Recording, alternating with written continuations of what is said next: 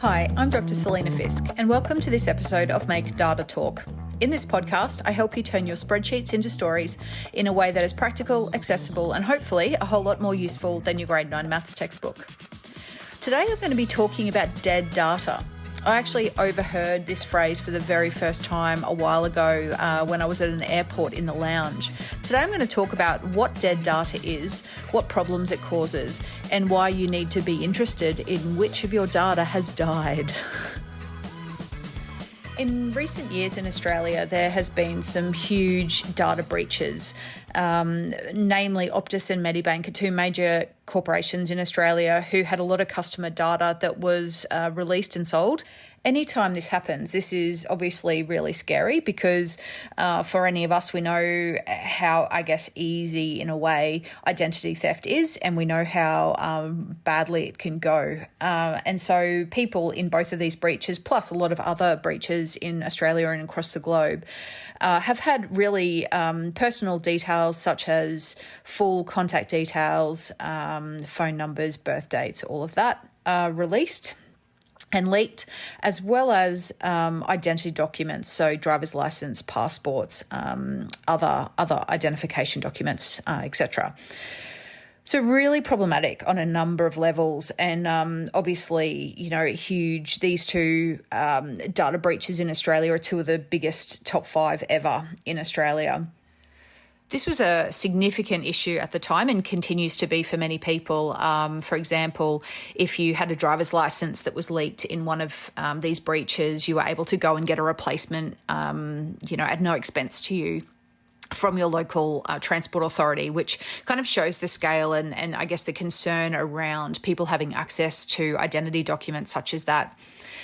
One of the additional complications or concerns that people had, and one of the key narratives that we heard in the media at the time, was not only about the fact that it was current customers' details that were leaked. There was actually a whole lot of previous customers in some cases, up until about 10 years prior, previous customers had all of those bits of information released and leaked also. And it raised a lot of questions because the broader community were kind of, I think rightly so, asking, well, why are they actually storing this information? Why does a mobile phone company need to continue to keep my driver's license beyond identifying me at the beginning when I sign up? Why do they need to keep a record of what that is and what my driver's license number is and what it looks like and all of that? And why do they need to keep that beyond the life of my engagement with that company? If I've since left and moved on, maybe up to 10 years later, why would they still have that information? So as frustrating as that has been for everybody, it has not only just affected current customers and clients, it's affected past customers as well. So a much larger, number of people than it would have been had it only just been current clients. What Optus and Medibank held on to was what we now refer to as dead data. So dead data, by general definition, is data that is no longer useful or doesn't serve us anymore. I would argue that holding on to somebody's identification documents, like a photocopy of that, or keeping the number and the expiry date of an ID document doesn't really serve much purpose beyond that initial identification right at the beginning of the relationship. But the problem that they had is that they stored all of these records, and doesn't now, in hindsight, appear that there was a good process for them to actually remove any of that data and delete it or destroy it. And it was just kind of sitting in their data lake, open, obviously, to being, hacked and shared and sold on the dark web. While these two examples of Medibank and Optus are, topical and they've been in the media a lot, and as I say, there are so many examples globally of similar situations, there is a number of, challenges and things we need to think about with dead data, because the reality is that every organisation has it and it's causing problems. It may not end up in mainstream media. It may not be that clients' data is leaked and people have to go and get new identity document or identification documents. But there are other problems that it can cause as well. Logistically, I mean, we know how much storage space we have in our mobile phones, for example. I recently just bought a new phone, and I did that because I was running out of space on my old one, and I had to keep on deleting photos and deleting apps and to do anything new, and that was annoying me, so I upgraded to the newest phone. The problem is when we continue to collect more and more and more data, if there's no limit to the amount of storage that we have, then obviously we can keep collecting more and there's no need to delete it. One of the things dead data does, though, is it can kind of clog up the system. So for me, I had photos on my iPhone from when I lived in the UK, and I had photos on there from 2009 and 2010, and is that hugely relevant to me right now? Probably not. They're all stored, on cloud software. I don't need them on my mobile phone. So for me, that would be absolutely classified as dead data. So the data sits around, and if we have a finite amount of storage space, it clogs that up. It means that we have less space for newer, more recent projects, more recent files. And it gets to a point where, like a mobile phone, you get to a point where you're either going to have to upgrade and buy more storage, which costs more money, or you're going to have to go through and delete and kind of work out, well, what do I need and what don't I need and what can I get rid of? The second problem that dead data presents to us is the fact that when we're searching for the data that we're actually looking for, if we're collecting too much information, the dead data can really kind of interfere with our analysis or our dig. I talked about in another podcast episode the difference between an exploratory and an explanatory analysis when we do our data analysis. In either of those, we really need to kind of think about what's available to us, what we have access to, and what's going to help us answer the questions that we've got or help us learn more about a particular phenomenon. When we have a lot of dead data, it creates more white noise. If we have additional information, it could potentially distract us from the information that actually matters. We could end up, identifying incorrect trends and insights from what we're looking at because we're being distracted or swayed by this dead data. As I said at the beginning, the definition of dead data is that it's the information that is not relevant or useful or it doesn't serve us anymore. So it clouds our judgment when it comes to using and analysing data because it's kind of clogging up the system. I almost think about it like trying to look out over a balcony at all the data we've got, but the dead data is like this fog that means we can't actually see the important stuff as well as we might have without it. And finally, obviously, in the case of those two corporations in Australia, the major issue is what if there is a breach? I was talking to somebody in cybersecurity a little while ago, and he said every business needs to assume that at some point they're going to be hacked and they will have a cybersecurity incident.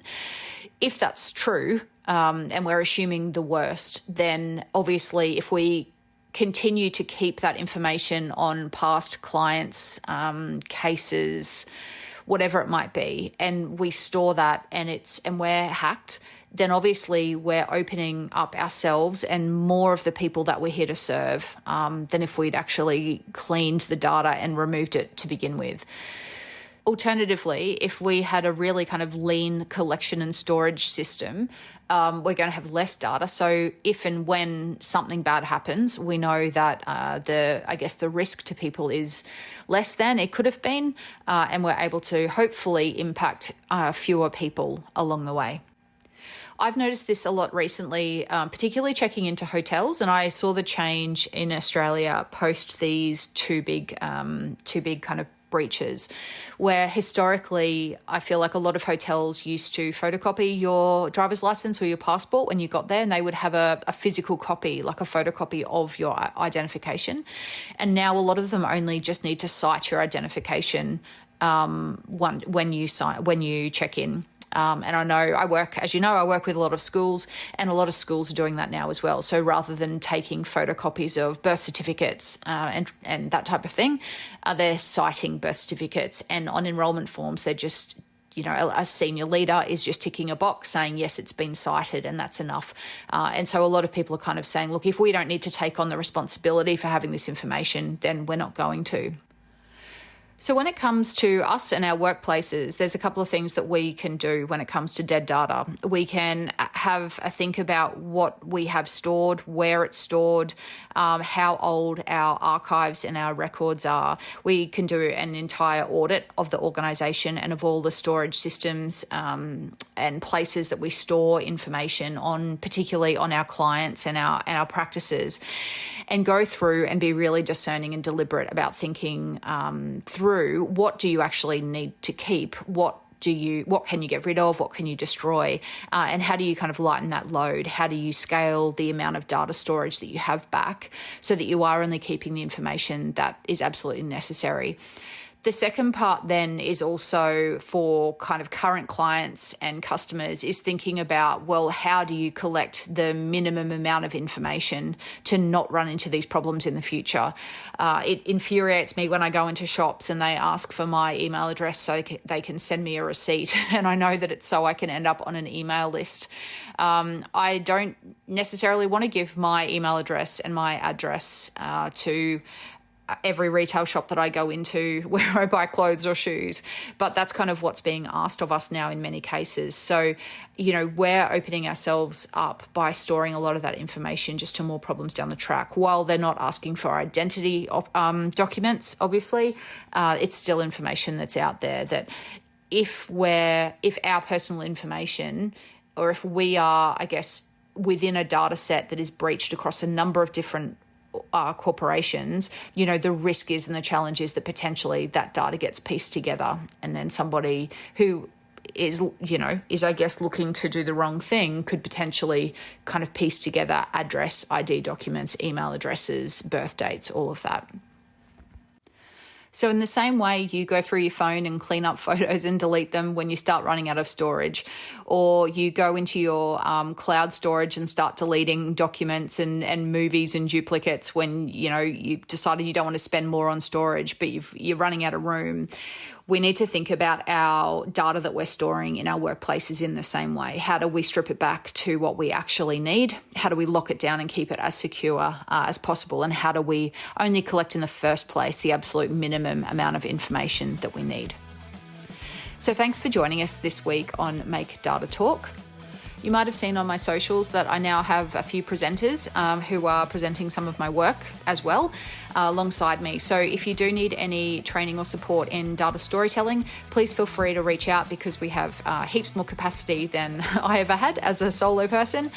So I've got 4 presenters kind of doing some work for me now. So they're great and they all have their own really unique kind of experience with the use of data.